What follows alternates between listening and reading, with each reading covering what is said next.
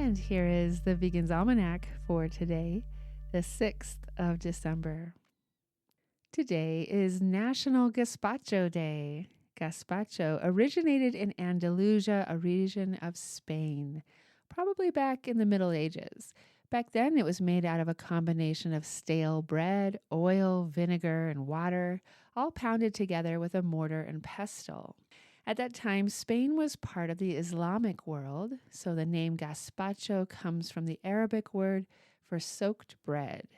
Nowadays, the primary ingredients of this cold soup are tomatoes, tomato juice, bell peppers, cucumbers, lime juice, basil, and olive oil, which get transformed into a soup via a blender. Gazpacho is easy to make at home, but it feels exotic. Once you have the ingredients, it's really as simple as chopping them up and throwing them in a blender. If you can, try to make the soup a few hours before you plan to eat it. The flavors develop more after they've had some time to sit a while. Gazpacho is a good source of vitamins A, C, and E, as well as potassium and folate. These vitamins support immune function and overall well-being. It contains antioxidants like lycopene, which can help reduce the effects of free radicals. Gazpacho is low in calories and high in fiber, which can help you feel full and eliminate toxins. Gazpacho is one great way to let plants shine. The publication of Pests, How Humans Create Animal Villains, by Bethany, Brookshire, was on this day in 2022, an engrossing and revealing study of why we deem certain animals pests and not others, from cats to rats, elephants to pigeons, and what this tells us about our own perceptions, beliefs, and actions, as well as our place in the natural world.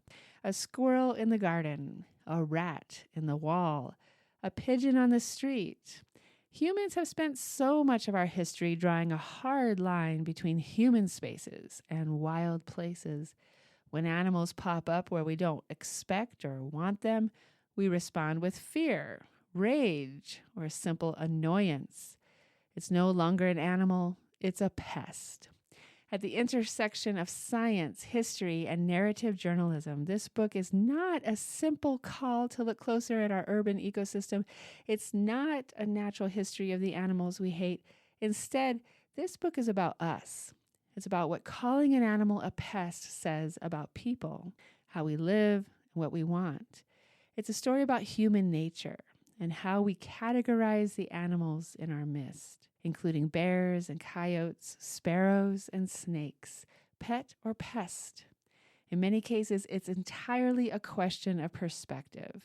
Bethany Brookshire's deeply researched and entirely entertaining book will show readers what there is to venerate in vermin and help them appreciate how these animals have clawed their way to success, as we did everything we could to ensure their failure.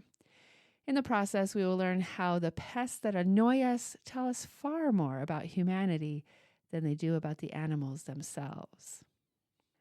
And here is a poem for today, Ode to Tomatoes by Pablo Neruda. The street filled with tomatoes midday summer. Light is halved like a tomato. Its juice runs through the streets.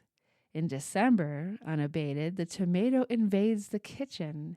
It enters at lunchtime, takes its ease on the countertops among glasses, butter dishes, blue salt cellars. It sheds its own light, benign majesty. A cool sun, profound, inexhaustible, populates the salads of Chile.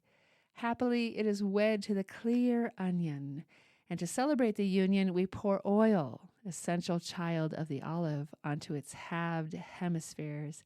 Pepper adds its fragrance, salt its magnetism.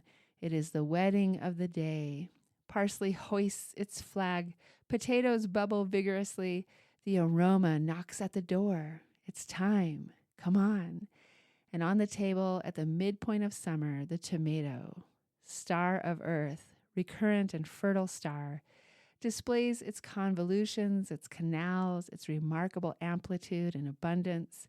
No pit, No husk, no leaves or thorns. The tomato offers its gift of fiery color and cool completeness. Ode to Tomatoes by Pablo Neruda. This has been the Vegan's Almanac with a reminder to share the world with animals and eat plants.